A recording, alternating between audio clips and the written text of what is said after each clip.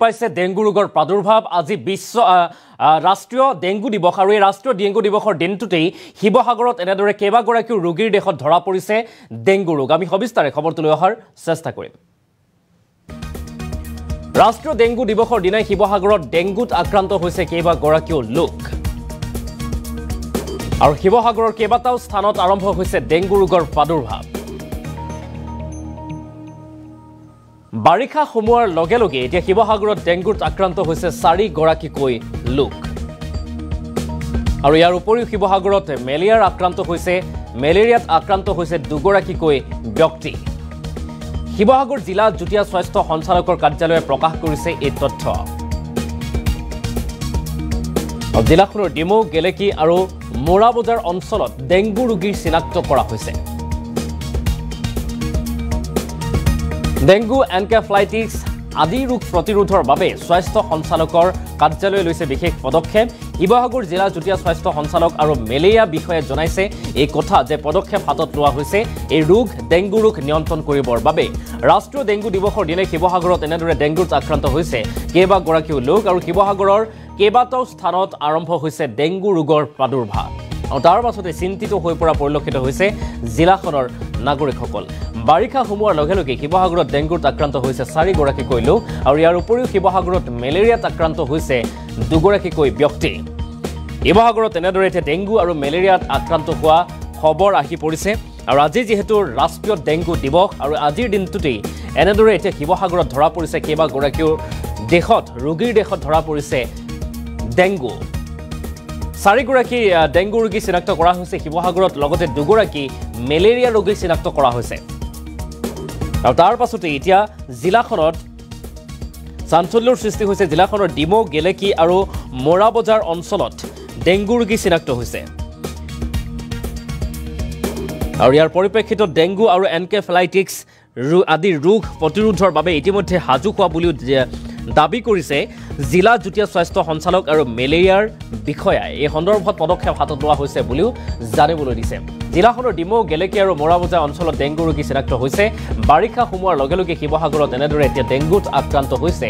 4 গৰাকীকৈ ব্যক্তি আৰু ইয়াৰ উপৰিও শিৱসাগৰত এনেদৰে এতিয়া ধৰা পৰিছে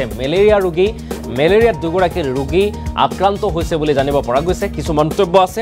জিলা যুটীয়া স্বাস্থ্য সঞ্চালক আৰু মেলেৰিয়া বিষয়াৰ আমি সেই মন্তব্য এই মুহূৰ্তত আগবঢ়াৰ চেষ্টা কৰিম আমাৰ ইয়াত এটা মেলেৰিয়া কেছ ওলাইছিল আৰু সেইটো আমি যথাযোগ্য ট্ৰিটমেণ্ট কৰিছো ইয়াৰ আগতে জানুৱাৰী মাহত আৰু এটা কেছ ওলাইছিল সেইটো আমি সাকসেসফুলি ট্ৰিটমেণ্ট কৰিছো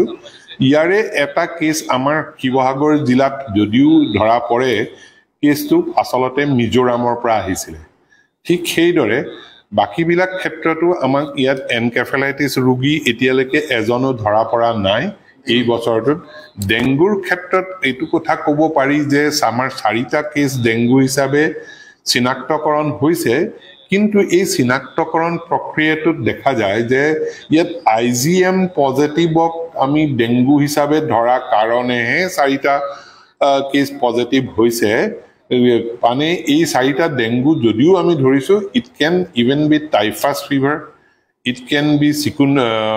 চিকুনগুনিয়া লাইক আৰু আদাৰ জাপানিজ এনকেফেলাইটিছ এইবিলাকতো IgM বাঢ়ে গতিকে এইটো বৰ স্পেসিফিক নহয় যদিও আমি 4টা ডেংগু কেছ আছে বুলি ধৰিছো ইয়াত আপোনাৰ ডিমৌ তাৰ পিছত আপোনাৰ গেলেকী আৰু লাকুৱা এইবিলাক জায়গাত আছে কিন্তু স্পেসিফিক সিঙ্গল কেস এটা কেস আমাৰ মুঠতে টোটাল 4টা কেস আৰু এই 4টা কেসৰ কোনো ট্ৰেভেল হিষ্ট্ৰি নাই তেওঁলোকে যে কোবাৰ পৰা সাধাৰণতে আগতে আমি দেখা পাওঁ যে গুৱাহাটীৰ পৰা অহা মানুহৰ ডেংগু হৈছিল কিন্তু এবাৰ দেখা গৈছে যেটা 4টা কেস চিহ্নিত হৈছে এই 4টা গুৱাহাটীলৈ ভ্ৰমণ বা কোনো ভ্ৰমণ বৃত্তান্ত তেওঁলোকৰ নাই ইয়াৰ বাহিৰেও আমাৰ ইয়াত ধৰি লওক যতে ততে ডায়েৰিয়াৰ প্ৰাদুৰ্ভাৱ হৈছে মাশৰুম পয়জনিং হৈছে সৌভাগ্যবশতঃ শিৱসাগৰ জিলাত এই দুটা বস্তু এতিয়ালৈকে হোৱাগে নাই এই সিজনটো কি ধৰণে সাৱধানতা অৱলম্বন কৰিলে এইবিলাক বাচি থাকিব পাৰে আপোনালোকে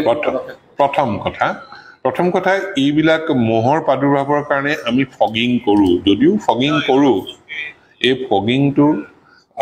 স্বাস্থ্যৰ পক্ষে হানিকাৰক বুলি ধৰা হয় সেই কাৰণে ফগিংটো কৰাৰ লগতে আমি বেছিকে জোৰ দিছো ITBN মানে আঠুৱা ঔষধীকৰণটোত আমি বেছি জোৰ দিওঁ আৰু এই আঠুৱা ঔষধীকৰণ হ'লে কেৱল মহেই নহয় অন্যান্য পোক-পৰুৱা পতংগও ওচৰলৈ নাহে এইটো দেখা গৈছে আৰু এইটো প্ৰায় 6 মাহলৈকে ইফেক্টিভ হৈ থাকে গতিকে আমি ITBN বা আঠুৱা ঔষধীকৰণত বেছি জোৰ দিছোঁ আৰু তৃতীয়তে টেমিফছ বুলি পেলাই লাৰ্ভিচাইডেল কিছুমান আমি ব্যৱহাৰ কৰিছোঁ